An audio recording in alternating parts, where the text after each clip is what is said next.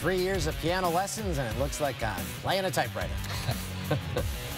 Really? You took 3 years of piano lessons? I can play the opening little bit of the Star Wars theme. Oh, well, we'll have to do that some night, because Disney does own this network, so I think we can play. Right, Tim? We can play that. Hi, welcome to SportsCenter. A Game 7 that LeBron James somehow got his team to. This is amazing, Dan. Not only did he get his team to this game, he's playing against a team that hasn't lost at home throughout the postseason. And, oh, by the way, LeBron also without his all-star teammate Kevin Love out with a concussion. So no chance that he pulls this off and heads to his 8th straight NBA Finals, right? No chance that happens for LeBron James in Boston, who averages almost 35 points a game in Game 7s. Here, going for the steel courtside seats, Jason Tatum 3. Watch what happens here, Dan. Watch this guy. He takes out, oh, that guy. Great way to start the program. James has won 5 straight Game 7s, by the way, off the Jaylen Brown miss. Gets fouled, gets it to fall. He scored 12 of Cleveland's first 16 points in this professional basketball game. Minute to go in the quarter. LeBron loses Jaylen Brown, who knocks down the open 3. The Celtics, as I mentioned, undefeated this postseason at home, 10-0.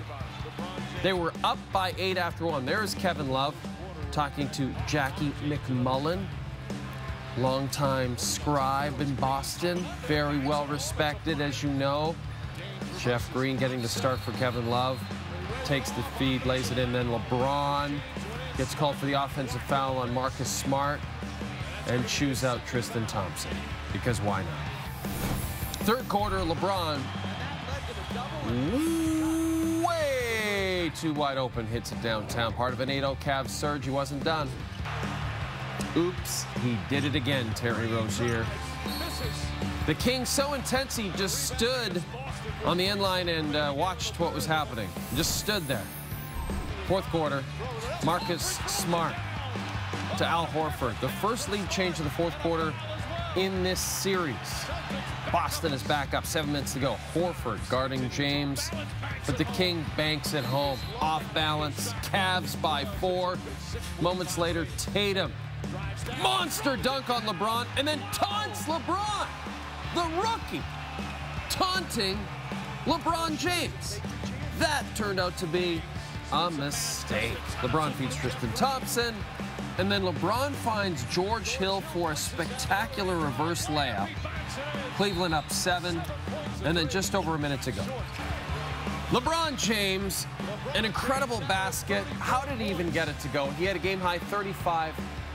He played all 48 minutes, and he is the 6th player in NBA history to play in 8 straight NBA Finals, joining 5 Celtics players of the 50s and 60s. That's really something. Boston loses at home for the first time in 11 home playoff games this postseason. Well, what can you say about LeBron James? This might be one of his greatest performances ever, maybe his greatest performance to get this team, without Kevin Love, to the NBA Finals. The Celtics were ice cold down the stretch, losing by 8 points after holding a 1-point edge with 6 minutes left. They went 2 for 13, shot just 15% from the field compared to the Cavs, 50% from the field. The last time we all hung out together here on this show was Thursday, when Jays manager John Gibbons said this. Yeah, I'm ready to get on the road. Yeah, Gibby wanted to get the hell out of the big smoke as the Jays had 1 win to show for a 7-game homestand. Hit the road, ride the rails, jump on the tin can in the sky, hop in an Uber that hopefully had a selection of mints and such. Jays in a series closer in Philly Sunday, looking for their first series win since the start of May. That's Victoria, BC native Nick Pivetta facing the Blue Jays for the first time in his career. He's allowed just 1 run in his last 3 starts. Top 2, Devin Travis with 2 on. Finds the gap. The gap, admit it, good place to get T-shirts. The Jays were no hit by another BC pitcher, James Paxton, earlier this month. The only runs Pivetta allowed. Travis with his first multi-RBI game of the season. Jay Happ, been the club's best starter. He's allowed just 2 runs in his last 2 outings, 2 on in the 5th. Gets Nick Williams chasing in the inning. In the 5th, runner on second. Happ gets Cesar Hernandez to pop up. Josh Donaldson looks to have it. Travis, acrobatic catch, ends the inning. Happ played for the Phillies at the start of his career. He pitched into the 7th for a 3rd straight start, struck out 8. Jays with the bases loaded with 2 out in the 6th. 3-2 pitch. Dwight Smith Jr. finds the line. That scores a pair. Smith Jr.'s 4th double of the season. 5-3 Jays in the 9th.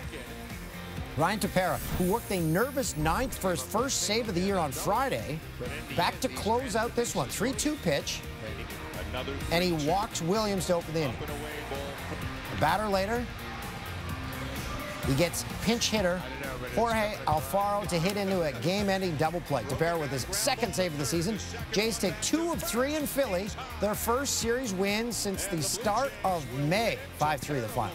Here's something you probably didn't know. Trevor Bauer and Garrett Cole despise one another. Not like producer Tim and I. I'm talking 10 times worse. The two aces were teammates at UCLA, and earlier this season, Bauer vaguely alluded to Cole and the Astros cheating. Sunday, for the first time ever, the hurlers faced off against one another in the pros. Would this be the day they ended their grudge, buried the rosin bag? Well, according to their former coach, quote, "I would have to say the odds of the earth burning up are better than that," close quote. So what's the problem? Why all the animosity between the former co-aces? We had a rocky relationship in college. He told me that I didn't have a future in baseball, and he insulted my work and my work ethic. I didn't appreciate it, so we had a rocky relationship. All right. Well, Bauer proved Cole wrong. Now 7 years into his major league career. First batter, Bauer gets George Springer swinging. Springer up again in the 3rd. Bauer, watch this. Yeah, that's nasty. Jose Altuve, after an 0-for-8 start to the series, he hasn't gotten out since. 6 straight hits, 2 for 2 to start the day. Altuve finishing his at-bat, swings on 3-0. He got it. It's a warning track. 9 hits in his last 9 at-bats, ties his own franchise record and drives in a run. Bauer 13 Ks over 7 1/3, pulled before he could face Altuve. Again, different pitcher, Altuve, 4th at bat, 10 straight plate appearances with a hit. The longest streak in the major since 2012. Houston took a 5-run lead to the 9th. The Indians got 3 back early against the Pen. 2 on, 2 out for Francisco Lindor. 4th run of the inning. Astros lead down to 1. Tying run standing on 2nd for Michael Brantley. He drops it into left. Tying run scores. 5 runs in the inning. The Astros pen. Hey, you what?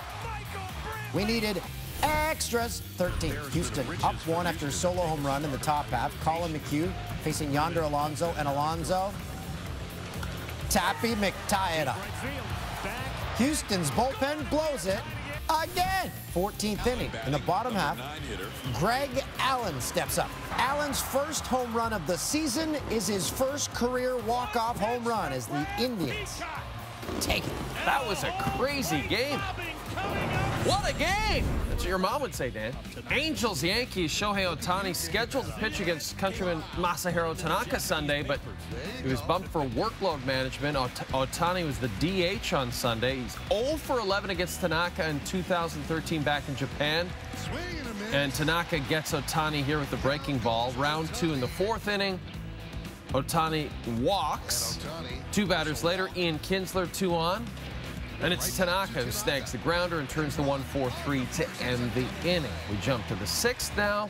This is round 3 between the Japanese stars.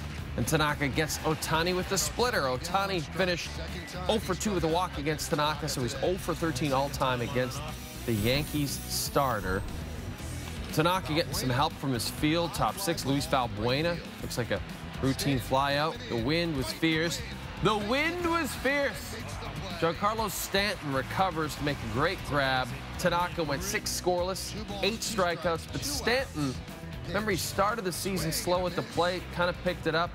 3 Ks, bottom 6 gets the golden sombrero. 0 for 12 in the series with 7 Ks. From a national perspective, when it comes to CFL training camps, there is one dominant story, and it involves a Tiger Cats quarterback who, according to his head coach, may not even get a snap this season. But the CFL preseason began in earnest on Sunday with the Rough Riders and Eskimos and Duron Carter. will play on both sides of the football once again this year. A lot of people think us receivers are prima donnas, but, I like to stick my head in there, especially on defense. A big hit is something that can spark a team, and I'm trying to do that. Carter, 9 tackles last season, playing defensive back in the second quarter against the Eskimos. Lowers the shoulder on Jerron Kreiner, limiting him to a 3-yard gain. Rod Black was shocked at this, and Carter immediately gets in Kreiner's face. Of course, Kreiner, the star of Pretty in Pink and 2.5 Men. Later, Kevin Glenn throwing to the left. Yes, Kevin Glenn playing for his 17th CFL team. Carter comes over to make the play, knocks the ball loose from Kreiner. Next Eskimos possession. Carter steps into Jamil Smith as the ball arrives. Carter would not make a catch on offense, but recorded 2 tackles in the game on D as the Eskimos do eventually take this one 35-12 on what looked like a spectacular day in the city of Edmonton. Still to come, the Stanley Cup final just hours away. We'll get you set for Game 1. Sports Center with Jay and Dan, presented by Tim Hortons on TSN, Canada's sports leading.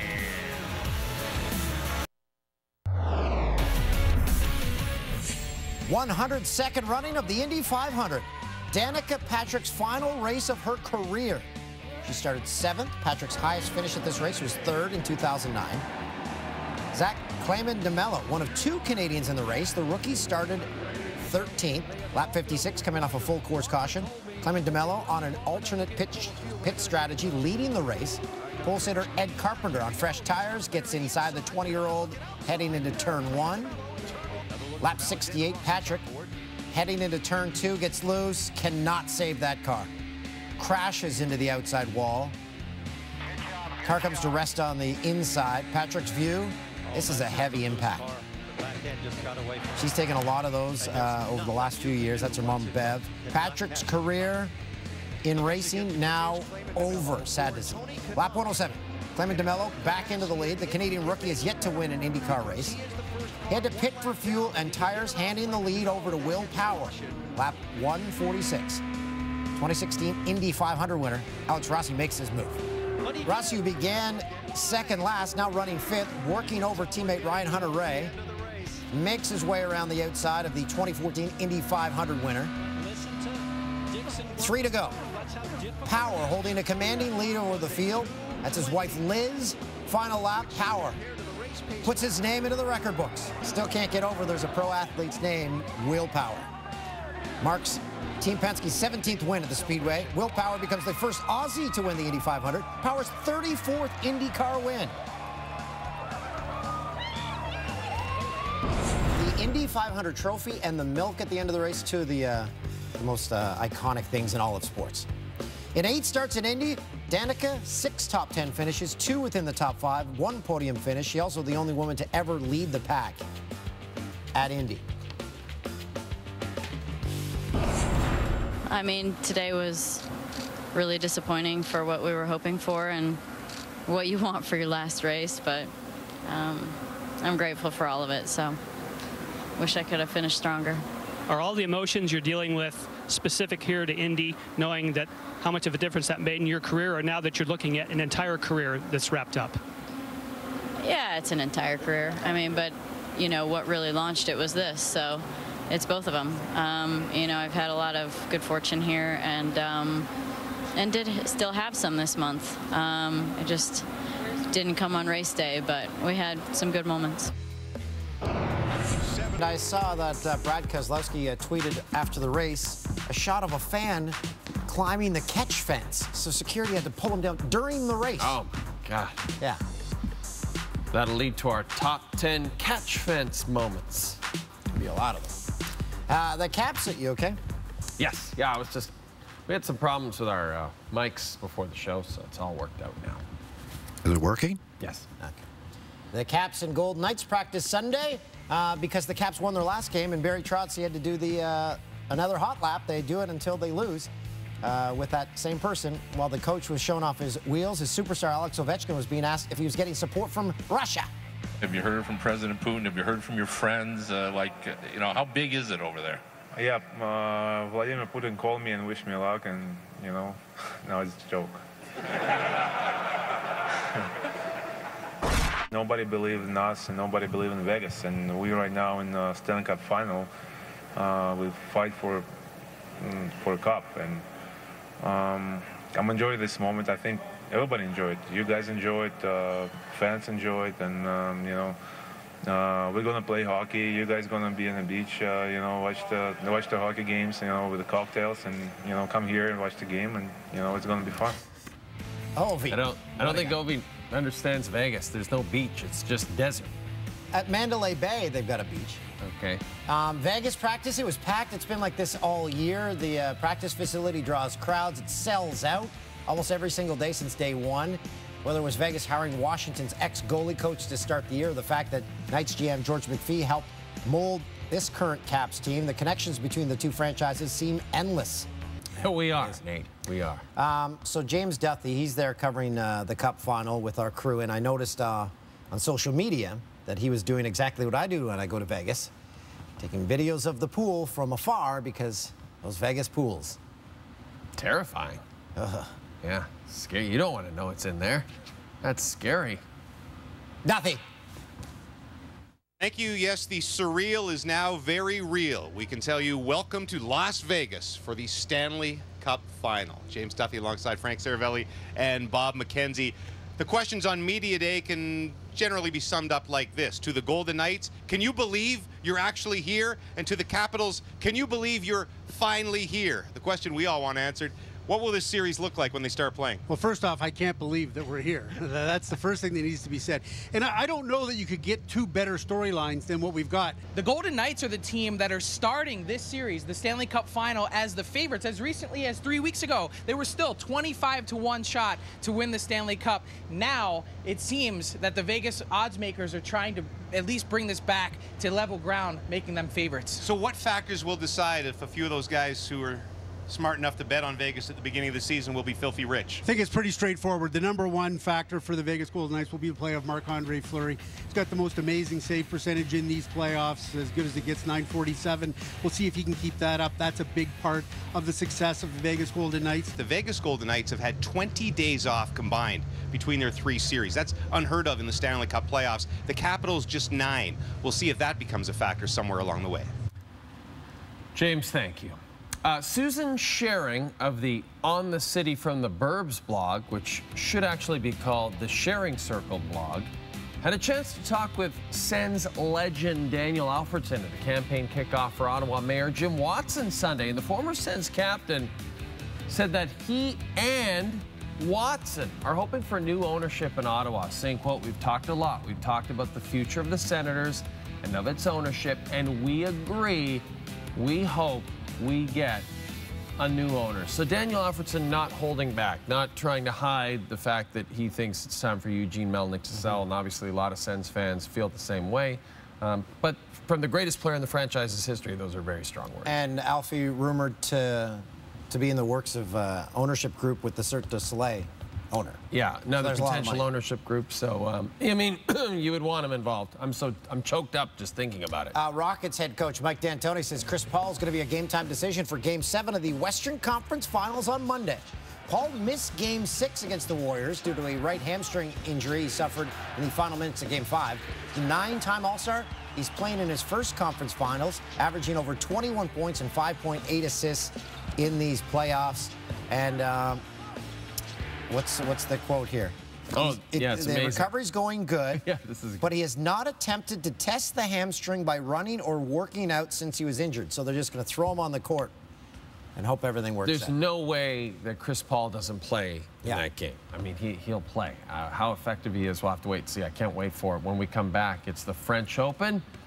Who didn't make it past the first round this year? A very big name, but you'll have to stay tuned to find out who that is.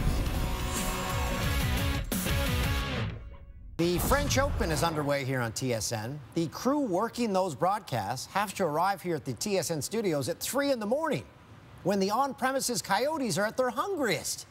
Well, once they locked the doors and got to watch day 1 of the French, they saw something they never expected.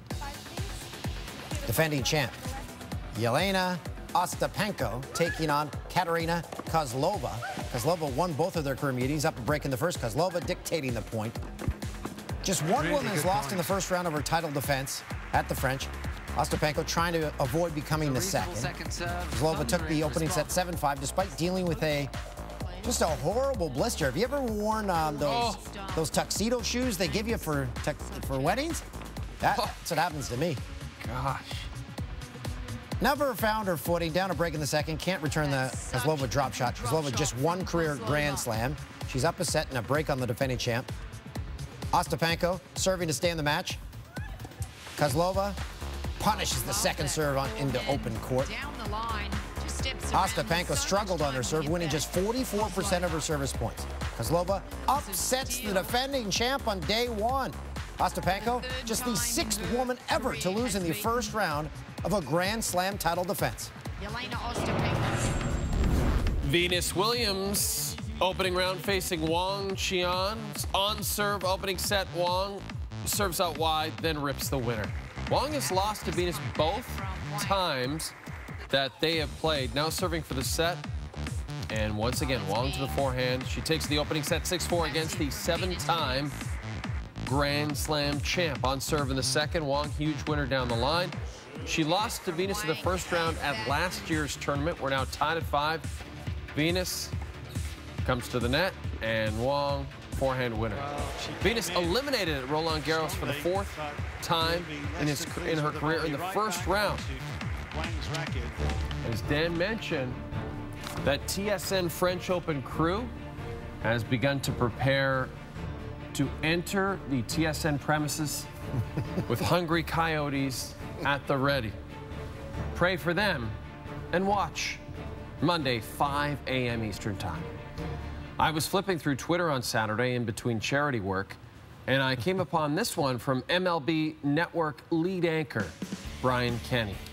Big fan of this guy. Hey, the Brewers have the best record in the National League. Intelligence and sound decision-making is rewarded. They were hosting the Mets. New York's bullpen allowed 8 runs on 13 hits Saturday. Bottom 7, the Mets are up 6-4. They're up 6-4.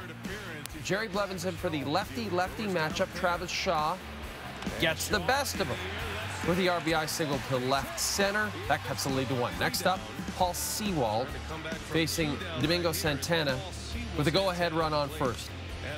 And Domingo Santana slices one down the baseline. Both runs come in. Brewers take the lead. Mickey Callaway leaving Sewald in, but he surrenders another run. RBI double for Jonathan VR. The bullpen allows 4 runs in the inning, and the Brewers win yet another series. All year, we've been collecting the best nicknames from around the NHL, and now the Cup final about to start. Guess what? We're rolling out a very special season finale. Yes. Of NHL Nicknamesy. This is Smitty's Hanger Hooch, Talia, Johnny, Gordo, Duma, Brass, Hornet, Haggy, Clarky, Millsy, Hooch, Naber, Jones, Bojagi, Force, Lucky, Chase, Hornet, Haggy, Davi, Lamby, Mac, Jonesy, Colsey, Brad, Patty, Brownie, Pager, Stewie, Shorzy, Chuck, Bochy, Blarty, Clark, Bozy, Shawzy, Grabs, Brownie, Mac, Juice, Condos, Bucky, Peggy, Quincy, Stewie, Z and Jonesy, Spoons, Pickles, Falker, Milton, Zook, Jumbo, Stammer, Cooch, Harley's, Eek, Smelly, Janks, Bazzy, Fish, Shabby, Mizey, Mac, Honey, Barley, Becky, Borky, Macker, Bully, Ozzy, Racers, Grab, Zook, Ross, Farky, Plucky, Turks, Calvi, Jonesy, Rammer, Rhino. That was magical. That was the season finale of NHL Nicknamesy. And that leads us to the Jay and Dan mailbag. These are actual letters from actual viewers from across this great country. We appreciate them. We hope you continue to send them to us. Devin wants to know if you guys were a tag team, what would your name be, and who would turn against who first? We know tag teams. We were big fans when it used to be WWF. So yes. We put our heads together. Yes, we did. And we came up with this name. We are the Sack Pack. And why are we the Sack Pack? because our finishing move is the simultaneous nutcracker. We reach out and we grab our opponent's testicles and we squeeze them in our hands. Mark Hamilton asks, sportscaster besides each other, you admire the most and why? I've got to go with Jim Taddy. I use his yes guy all the time with permission. He used to be on Sportsline in Ontario. He was an institution. And for me, and I know you agree with this too, it's Rod Smith. I didn't get TSN growing up. Right. Well, to me, it's actually, you know what it is, Dan? We actually get to work with him. I know. Alongside him. And he's just the best human being ever. Everyone in the whole place loves him. And he's also a professional. He's got a great voice. And even the Coyotes roaming the TSN parking lot, go up to him, they're like, ugh, flesh. And then they're like, Rod, okay. Finally, Donald Parker asks this particularly thoughtful and insightful question. Is producer Tim actually Ryan Reynolds? No, but producer Tim is, and we can exclusively reveal, Michael Landsberg, who used to host Off the Record in this very studio. If you're wondering what Michael was up to now, he's producing this show. Because he lives here rent-free. Yes, he does. Actually, no, Michael is hosting a TSN Radio mornings in the city of Toronto. Very entertaining show. I was on it on Friday morning with him and Matt Cause. I didn't get a call. Yeah, they said they are not interested in having you on. All right, still to come. You got your fix for the best of the sports world had to offer on Sunday. The Janny. Coming up next.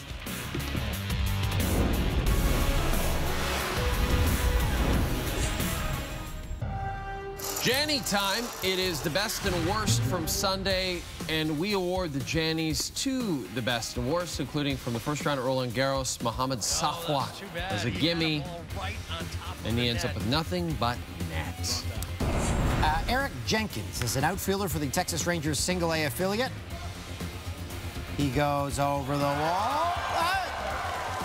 Lands it, and he's like, I'm just going to be a spectator now the rest of the game. Damon Roosevelt, mid-season form. Between those two players if they get it going. Watford, that was real nice. Catch.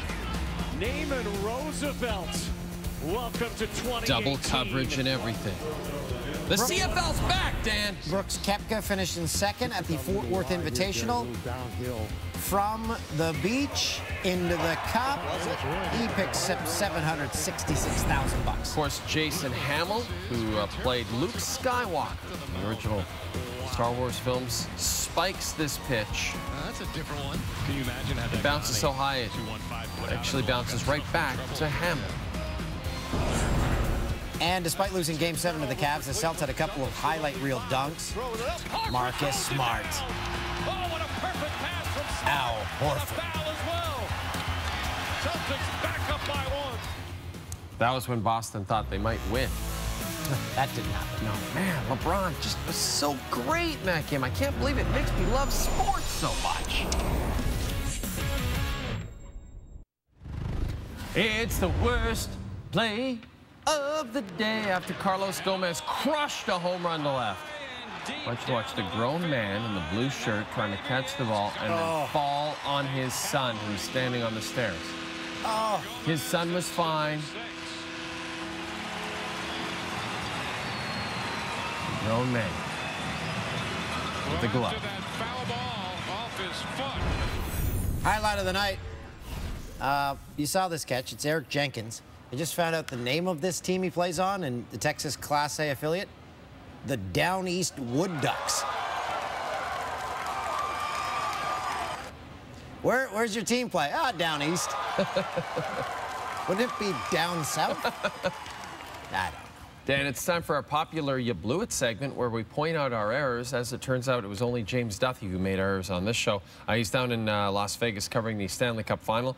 He was talking with Frank Saravalli. He pronounced it Saravelli. Everybody knows that's wrong. And then Duthie, he did use his go-to question for every interviewee. Do you feel fresh? Do you feel fresh? Do you feel fresh? Do you have that not-so-fresh feeling? He asks everyone that. What a weird guy. What a playoffs it's been.